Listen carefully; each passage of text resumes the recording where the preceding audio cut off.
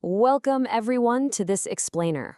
Today, we're diving into Unit 1 of Aquaculture Engineering, and honestly, we're entering the high-stakes, deeply fascinating world of coastal infrastructure. You know, when most people think of fish farming, they probably picture this simple, quiet little pond out in the countryside. But the reality of commercial coastal aquaculture, it's something entirely different. We're talking about highly complex infrastructure projects that stand on the absolute front lines of nature's most intense forces. So today, we're going to explore how engineers seamlessly integrate multiple scientific disciplines to literally build climate-resilient systems for global food security. All right, let's just dive right into this. So ask yourself, what actually happens when a multi-million-dollar fish farm meets a typhoon?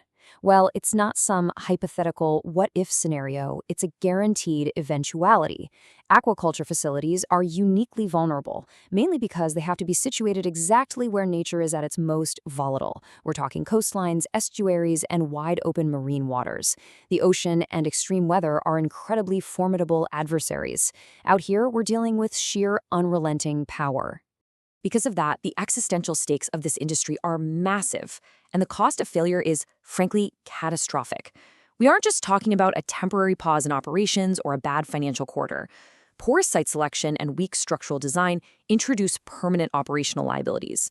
We're looking at total physical dike failure, entirely ruined local ecosystems, and massive financial investments, quite literally, washed out to sea.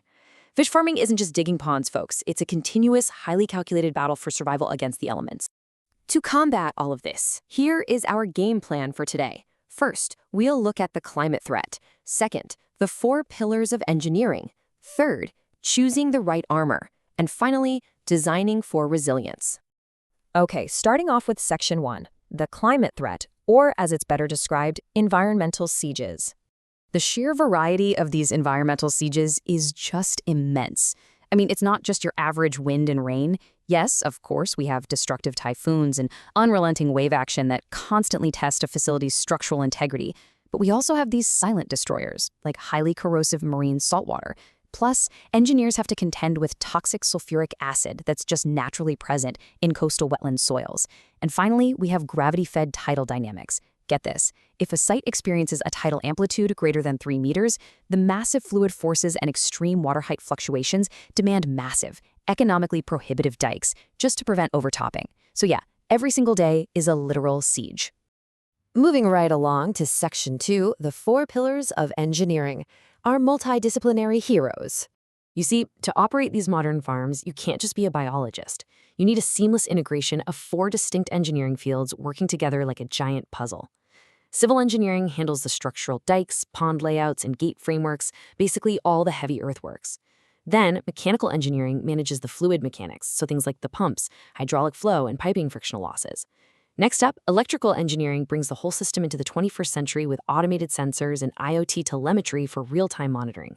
And finally, environmental engineering ties it all back to the living biology, managing water quality and ensuring the farm stays well within the ecosystem's sustainable carrying capacity. They all absolutely have to work together perfectly. All right, Section 3, choosing the right armor. We are talking about the exact materials needed for survival. Listen, you cannot use standard construction materials in a coastal marine environment. It just won't work. If you pour standard concrete into coastal mud, those natural sulfuric acid hazards we mentioned earlier, they will literally eat the concrete alive. Instead, engineers must select Type V sulfate-resistant Portland cement for all their water control structures. It's the same story with basic metals and plastics. They just degrade. Therefore, these farms rely heavily on HDPE, that's high-density polyethylene, and PVC for piping and geomembrane liners. Why? Because of their absolute incredible resistance to environmental stress and saltwater corrosion. And it all comes back to a really fundamental truth. If we don't use the right materials, the farm collapses, the local ecosystem is ruined, and the investment washes out to sea. Selecting these highly specialized materials isn't just about maximizing profit margins or cutting corners. It is an absolute survival requirement to prevent catastrophic failure. Which brings us to our final part, Section 4, designing for resilience. Let's look at the earthwork and water.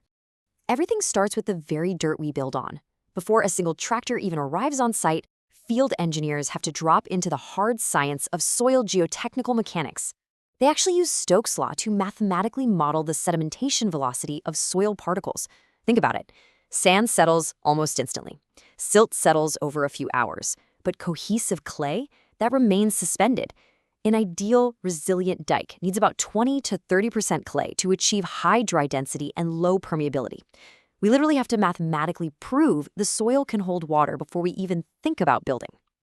And there's actually an exact mathematical threshold for success here. K represents soil permeability. For an earthen pond to maintain its water level without requiring incredibly expensive continuous mechanical pumping, the permeability must be less than 10 to the negative 4 centimeters per second. If a site is just too sandy and exceeds this limit, well, the natural soil fails the test. Full stop.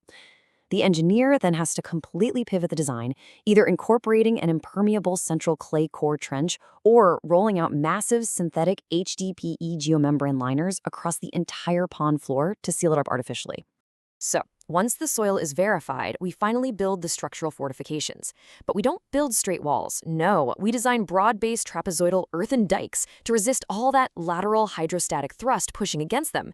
And the side slopes are mathematically matched perfectly to the soil's internal angle of friction, so they'll be steeper for cohesive clay, but much gentler for sandy soils to prevent wave erosion.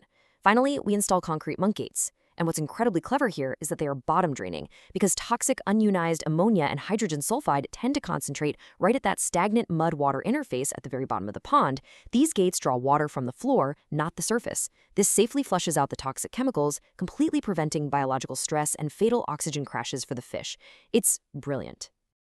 As climate change accelerates, bringing fiercer storms and shifting tides, the survival of our aquatic food supply doesn't just depend on the biologists anymore. It depends heavily on the rigorous mathematics, the sulfate-resistant materials, and the genuinely ingenious designs of aquaculture engineers building these climate-resilient systems. It's an incredibly fascinating field where human ingenuity meets the raw, unfiltered power of nature. Thank you so much for joining this explainer today. So we'll leave you with this final, vital question to think about. How will these multidisciplinary engineering feats shape the future of global food security in an increasingly unpredictable climate?